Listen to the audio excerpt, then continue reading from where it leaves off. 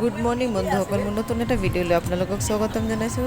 শাওণ মাহ বুলি সোমবাৰ দিনাখনেই ৰাতিপুৱা গা পা ধুই মন্দিৰৰ কাৰণে চিৰা গৰমত ওলাই আহিলোঁ আৰু কোনটো মন্দিৰত যাওঁ গোটেই ভিডিঅ'টো আপোনালোকৰ লগত শ্বেয়াৰ কৰিম। আশা কৰোঁ আপোনালোকৰ চাই ভাল লাগিলে প্লিজ লাইক এটা দি দিব। মই আহিছোঁ নগাঁও কৌটৰ মুখৰ শিৱ মন্দিৰত।